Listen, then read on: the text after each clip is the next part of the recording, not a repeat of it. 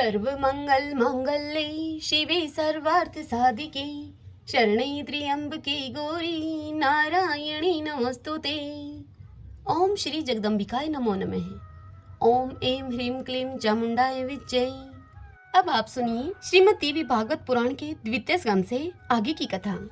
समस्त ऋषिगण सूत जी से बोले कि हे लोमहर्षण तनय, हे सूत जी, आपने शापवश अष्टवसुओं के जन्म और गंगा जी की उत्पत्ति का हमसे वर्णन किया।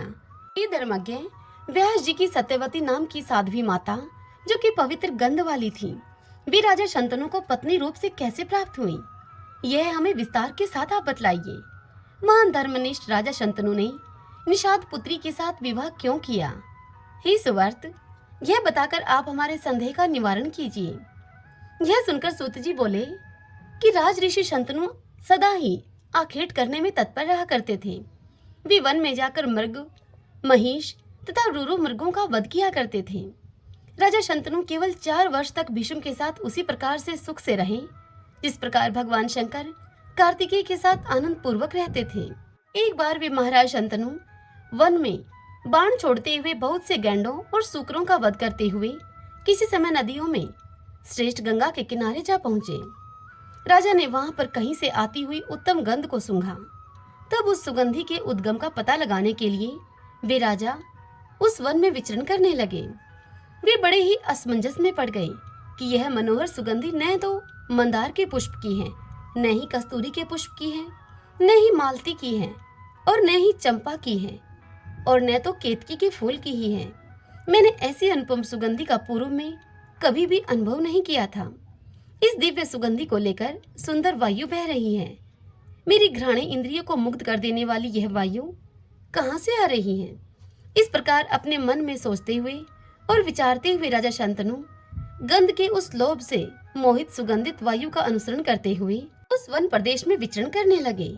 उन्होंने यमुना नदी के तट पर बैठी हुई एक दिव्य दर्शन वाली स्त्री को देखा, जो मलिन वस्त्रों को धारण करने और श्रृंगार न करने पर भी बड़ी मनोहर दिख रही थी। उस श्याम नैनों वाली स्त्री को देखकर राजा आश्चर्य में पड़ गए और उन्हें इस बात का विश्वास हो गया कि यह सुगंधी इसी स्त्री के शरीर की है। उसका अद्भुत एवं अतिशय सुंदर रूप, सब प्राणियों का मन स्वाभाविक रूप से अपनी ओर आकर्षित करने वाली सुगंधी, उसकी अवस्था तथा उसका वैसा शुभ नवयौवन देखकर राजा शंतनु को महान विस्मय हुआ। यह कौन है और इस समय यह यहाँ कहाँ से आई है? यह कोई दिवांगना है या फिर कोई मानवी स्त्री? यह कोई गंधर्व कन्या है अथवा यह नाग कन्या है?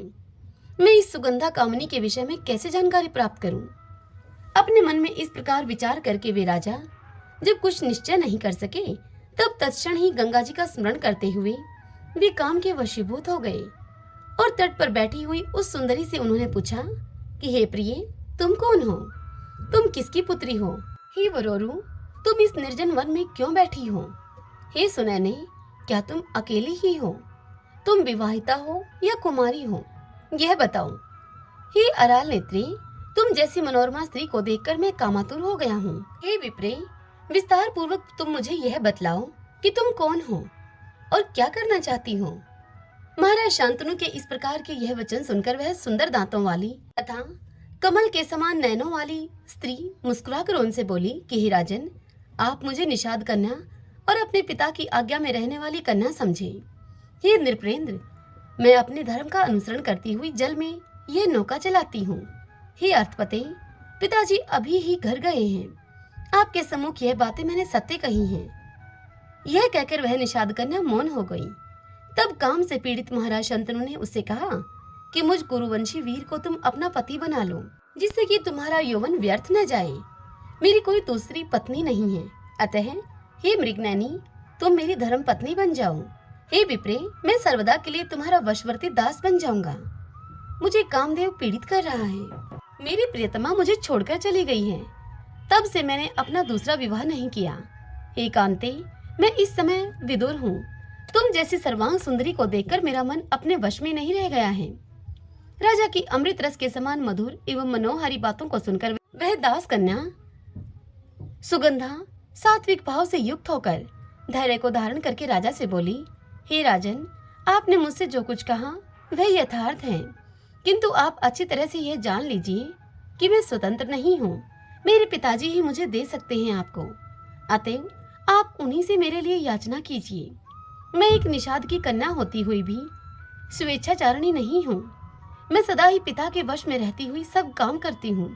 यदि मेरे पिताजी मुझे आपको देना स्वीकार कर लें, तब आप मेरा पानी ग्रहण कर लीजिए और मैं सदा के लिए आपके अधीन हो जाऊंगी।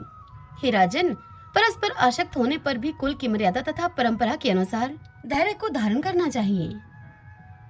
सूत जी बोले कि हे मुनियों, उस सुगंधा की यह बात सुनकर कामातुर राजा शांतनु उसे मांगने के लिए निषाद राज के घर गए। इस प्रकार महाराज शांतनु को अपने घर आया हुआ देखकर निषाद राज को बड़ा ही आश्चर्य हुआ और उन्हें प्रणाम करके हाथ जोड़कर वह निषाद राज बोला। निषाद ने राजा शांतनु से कहा कि हे राजन, मैं आपका दास हूँ। आपके आगमन से मैं कृत्य कृत्य हो गया हूँ। हे महाराज, आप जिस कार्य के लिए यहाँ पर आए हो वह कार्य मुझे बताइए। मुझे आप उस कार्य को करने के लिए आज्ञा दीजिए। तब राजा शांतनु उसे बोले कि हे अनग, यदि आप अपनी यह कन्या मुझे प्रदान कर दें तो मैं इसे अपनी धर्म पत्नी बना लूंगा। यह मैं आपसे सत्य कह रहा हूँ। यह सुनकर निषाद ने कहा कि हे महाराज, यदि आप मेरे इस कन्या रत्न के लिए प्रार्थना कर रहे हैं तो मैं अवश्य ही दूंगा, क्योंकि देने योग्य वस्तु तो कभी भी अदेय नहीं होती। किंतु हे महाराज, आपके बाद इस कन्या का पुत्र ही राजा के रूप में अभिषिक्त होना चाहिए, आपका दूसरा पुत्र नहीं। सूत जी मुनियों से आगे कहते हैं कि हे विप्रवरों, निषाद की इस बात को सुनकर राजा शांतनु अब चिंतित हो उठे। उस समय मन में भीष्म का स्मरण करके राजा कुछ भी उत्तर न दे सके। तब कामातुर और चिंतित राजा राजमहल में वापस चले गए। उन्होंने अपने घर जाकर न ही स्नान किया और न ही भोजन आदि किया और न ही शयन ही किया। तब उन्हें चिंतित देखकर पुत्र देवव्रत अर्थात भीष्म जी ने राजा के पास जाकर उनकी इस चिंता का उनसे कारण पूछा। हे नृपश्रेष्ठ, ऐसा कौन सा शत्रु है जिसको आप जीत न सके? मैं उसे आपके अधीन कर दूंगा। हे नृपोत्तम, आपकी क्या चिंता है? मुझे आप सही सही बताइए। हे राजन, भला इस उत्पन्न हुए पुत्र से क्या लाभ, जो पैदा होकर भी अपने पिता का दुख न समझे और उस दुख को दूर करने का उपाय न कर सके। ऐसा कुपुत्र तो पूर्व जन्म के किसी ऋण को वापस लेने के लिए ही आता है, इसमें किसी प्रकार का संदेह नहीं है। दशरथ के पुत्र रामचंद्र जी भी पिता की आज्ञा से राज्य को त्याग कर लक्ष्मण और सीता के साथ वन में चले गए और चित्रकूट पर्वत पर निवास करने लगे। इसी प्रकार हे राजन, राजा हरिश्चंद्र का पुत्र जो रोहित के नाम से प्रसिद्ध था, अपने पिता की इच्छा के अनुसार बिकने के लिए तत्पर हो गया और खरीदा हुआ वह बालक ब्राह्मण के घर में सेवक का कार्य करने लगा। आजीगर्त ब्राह्मण का एक श्रेष्ठ पुत्र था जो कि शुनहशेप के नाम से प्रसिद्ध था। खरीद लिए जाने पर भी वह पिता के द्वारा यूप में बांध दिया गया, जिसे बाद में विश्वामित्र ने छुड़ाया था। पूर्व काल में पिता की आज्ञा से ही परशुराम ने अपनी माता का सिर काट दिया था, ऐसा लोक में प्रसिद्ध है। इस अनुचित कर्म को करके भी उन्होंने पिता की आज्ञा का महत्व बढ़ाया था। हे पृथ्वीपते, यह मेरा शरीर आपका ही है। यद्यपि मैं समर्थ नहीं हूँ, फिर भी आप कहिए, मैं आपकी क्या सेवा करूं? मेरे रहते आपको किसी प्रकार की चिंता नहीं होनी चाहिए। मैं आपका असाध्य कार्य भी तत्काल पूरा करूंगा। हे राजन, आप मुझे बताइए कि आपको किस बात की चिंता है। मैं अभी धनुष लेकर उसका निवारण कर दूंगा। यदि मेरे इस शरीर से भी आपका कार्य सिद्ध हो सके तो मैं आपकी अभिलाषा पूर्ण करने को तत्पर हूँ। उस पुत्र को अधिकार है जो समर्थ होकर भी अपने पिता की इच्छा को पूर्ण नहीं करता। जिस पुत्र के द्वारा पिता की चिंता दूर न हुई, उस पुत्र का जन्म लेने का क्या प्रयोजन है? सूत जी बोले कि हे महर्षियों, अपने पुत्र गांगेय का यह वचन सुनकर महाराज शंतनु मन में लज्जित होते हुए उससे शीघ्र ही कहने लगे। महाराज शंतनु ने भीष्म से कहा, हे पुत्र, मुझे यही महान चिंता है कि तुम मेरे इकलौते पुत्र हो। यद्यपि तुम बलवान, स्वाभिमानी, रणस्थल में पीठ न दिखाने वाले साहसी पुत्र हो, फिर भी केवल एक पुत्र होने के कारण मुझे पिता का जीवन व्यर्थ है। क्योंकि यदि कहीं किसी समर में तुम्हें अमर गति प्राप्त हो गई तो मैं असहाय होकर क्या कर सकूंगा? यही मुझे सबसे बड़ी चिंता लगी है। इसी कारण मैं आजकल दुखित रहता हूँ। हे पुत्र, इसके अतिरिक्त मुझे दूसरी कोई चिंता नहीं है जिसे मैं तुम्हारे सामने कहूँ। सूत जी इस कथा को सुनाते हुए मुनियों से आगे कहते हैं कि हे विप्रवरों, यह सुनकर गांगेय ने वृद्ध मंत्रियों से पूछा कि लज्जा से परिपूर्ण महाराज मुझे कुछ बता नहीं रहे हैं। आप लोग राजा की भावना जानकर सही एवं निश्चित कारण मुझे बताइए, मैं प्रसन्नता पूर्वक उसे संपन्न करूंगा। यह सुनकर मंत्रीगण राजा के पास गए और सभी कारण सही सही जानकर उन्होंने युवराज गांगेय से आकर कह दिया, यहाँ गांगेय देवव्रत को कहा जा रहा है। तब उनका अभिप्राय जानकर गांगेय विचार करने लगे। फिर गांगेय मंत्रियों के साथ उस निषाद के घर शीघ्र ही पहुंच गए और वहां जाकर बड़े ही प्रेम के साथ विनम्र होकर यह कहने लगे। गांगेय बोले निषाद से कि हे परंतप, आप अपनी सुंदर कन्या मेरे पिताजी के लिए प्रदान कर दें, यही मैं आपसे प्रार्थना करता हूँ। आपकी ये कन्या मेरी माता हो और मैं इनका सेवक रहूंगा। यह सुनकर निषाद ने कहा, हे महाभाग, हे नृपनंदन, आप स्वयं ही इसे अपनी भार्या बनाइए, क्योंकि आपके रहते हुए इसका पुत्र राजा नहीं हो सकेगा। तब गांगेय बोले कि आपकी यह कन्या मेरी माता है, मैं राज्य नहीं करूंगा, इसका पुत्र ही निश्चित रूप से राज्य करेगा, इसमें कुछ भी संदेह नहीं है। तब निषाद राज ने कहा कि मैंने आपकी बात सही मान ली, परंतु यदि आपका पुत्र बलवान हुआ तो वह बलपूर्वक राज्य को निश्चय ही ले लेगा। यह सुनकर गांगेय बोले कि हे तात, मैं कभी विवाह ही नहीं करूंगा, यह मेरा वचन सर्वथा सत्य है, यह मैंने भीष्म प्रतिज्ञा कर ली। सूत जी आगे कहते हैं कि हे मुनियों, गांगेय के द्वारा की गई ऐसी प्रतिज्ञा सुनकर निषाद ने उन राजा शंतनु को अपनी सर्वांग सुंदरी कन्या सत्यवती सौंप दी। इस प्रकार राजा शंतनु ने प्रिया सत्यवती से विवाह कर लिया। वे निरपश्रेष्ठ शंतनु पूर्व में सत्यवती से व्यास जी का जन्म नहीं जानते थे। इस प्रकार उन शंतनु ने सत्यवती से विवाह कर लिया। उसको चित्रांगद और विचित्रवीर्य नामक 2 पुत्र उत्पन्न हुए और कालवश वे दोनों ही पुत्र मृत्यु को भी प्राप्त हो गए। पुनः व्यास जी के तेज से धृतराष्ट्र उत्पन्न हुए, जो कि जन्म से ही अंधे थे, क्योंकि मुनि को देखकर उस स्त्री ने अपने नेत्र बंद कर लिए थे। तत्पश्चात छोटी रानी व्यास जी को देखकर पीली पड़ गई थी, जिससे कि व्यास जी के कोप के कारण उससे पीतवर्ण पांडु का जन्म हुआ, इसमें संदेह नहीं है। निपुण दासी ने व्यास जी को संतुष्ट किया, जिसके परिणाम स्वरूप धर्म के अंश, सत्यवादी तथा पवित्र विचार वाले विदुर उत्पन्न हुए। बड़े होने पर भी अंधे होने के कारण धृतराष्ट्र को राज्य नहीं दिया गया और छोटे होते हुए भी पांडु को ही मंत्रियों ने राज्य सिंहासन पर अभिषिक्त किया। भीष्म की सम्मति से ही महाबली पांडु को राज्य प्राप्त हुआ तथा प्रतिभा संपन्न विदुर जी मंत्रणा कार्य में नियुक्त किए गए। धृतराष्ट्र की 2 स्त्रियां थीं, उनमें पहली सुबल पुत्री गांधारी कही गई है और दूसरी एक वैश्य पुत्री थी, जो कि गृह कार्य में प्रतिष्ठित की गई थी। वेदवादी विद्वानों ने पांडु की भी 2 पत्नियां बताई हैं, एक सूरसेन की पुत्री कुंती और दूसरी मद्र देश की राजकुमारी माद्री। गांधारी ने परम सुंदर 100 पुत्र उत्पन्न किए एवं वैश्या रानी ने युयुत्सु नाम का एक कांतिमान और प्रिय पुत्र उत्पन्न किया। कुंती ने कुमारी अवस्था में ही अपने पिता के घर रहते हुए सूर्य से कर्ण नामक एक सुंदर पुत्र उत्पन्न किया था। तदंतर कुंती का विवाह पांडु से हुआ।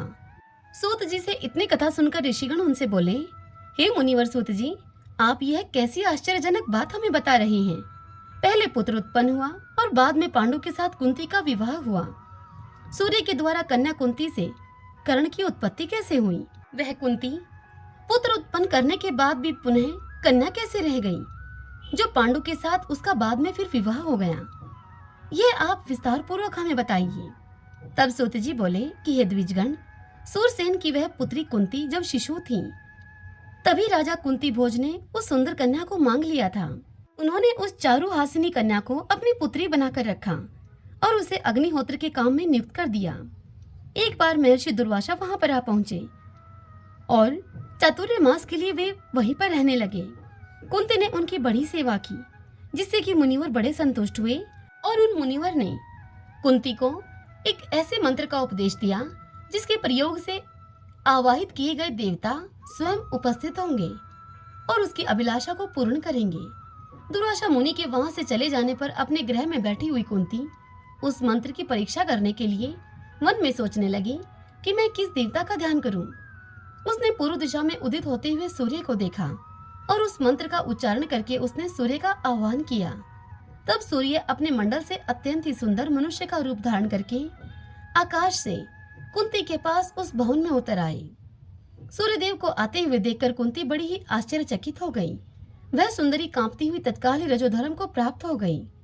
उस समय सुंदर नेत्रों वाली कुंती हाथ जोड़कर वहां खड़ी हो गई और सूर्य से बोली कि मैं आपके दर्शन से प्रसन्न हो गई, अब आप अपने मंडल को चले जाइए। तब सूर्यदेव कुंती से बोले कि हे कुंती, तुमने मंत्र बल से मुझे क्यों बुलाया है? तुम मुझे बुला करके भी अपने समक्ष उपस्थित मुझ सूर्य की सेवा क्यों नहीं करती? हे चारुलोचने, मैं इस समय कामार्थ हूँ, अतः प्रेम के साथ तुम मेरा सेवन करो।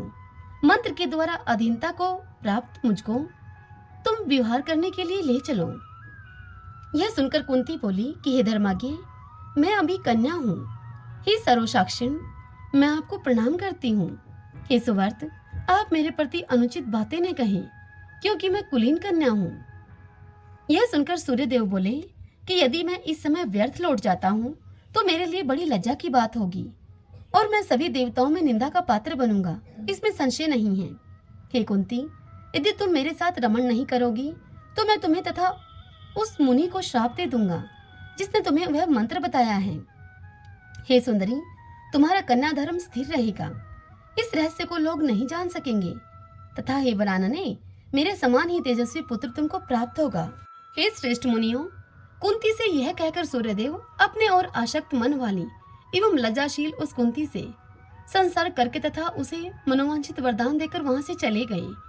इस प्रकार उस सुश्रोणी कुंती ने गर्भ धारण किया और वह अत्यंत गुप्त भवन में रहने लगी। केवल उसकी एक प्रिय दासी ही इस रहस्य को जानती थी।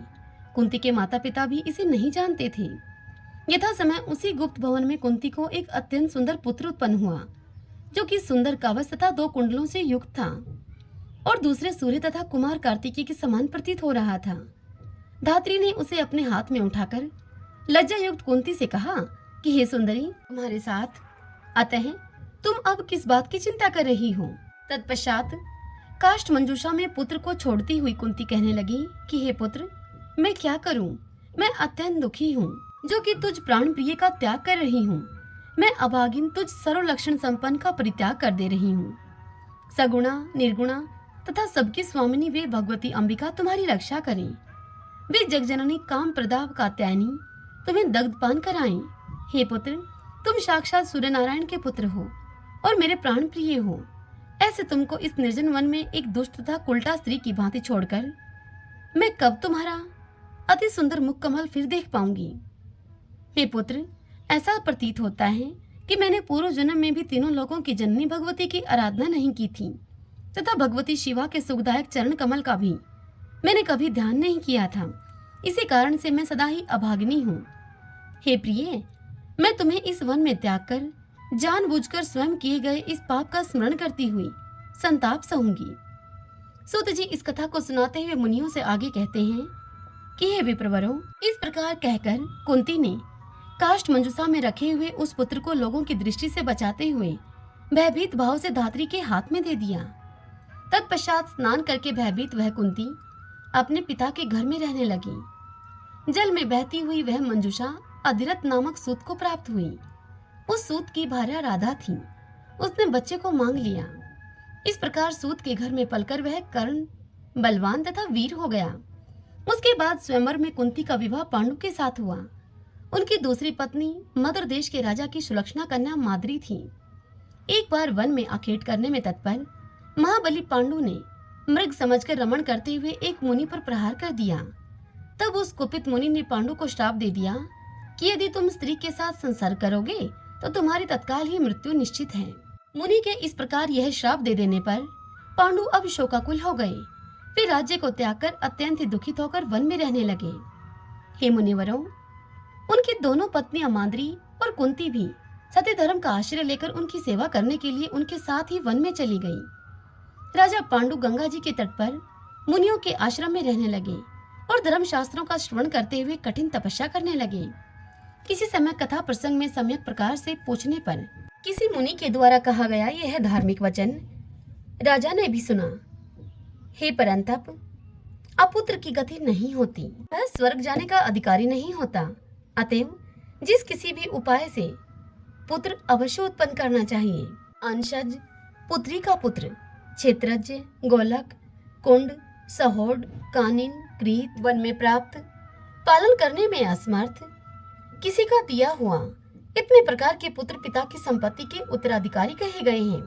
इनमें उत्तरोत्तर एक दूसरे से निकृष्ट पुत्र हैं, यह सुनिश्चित है। यह सुनकर राजा पांडु ने कमल के समान सुंदर नेत्रों वाली कुंती से कहा कि तुम किसी तपोनिष्ठ मुनि के पास जाकर शीघ्र ही पुत्र उत्पन्न करो। मेरी आज्ञा होने के कारण तुम्हें दोष नहीं लगेगा। मैंने सुना है कि पूर्व काल में महात्मा राजा सोदास ने वशिष्ठ से पुत्र उत्पन्न कराया था।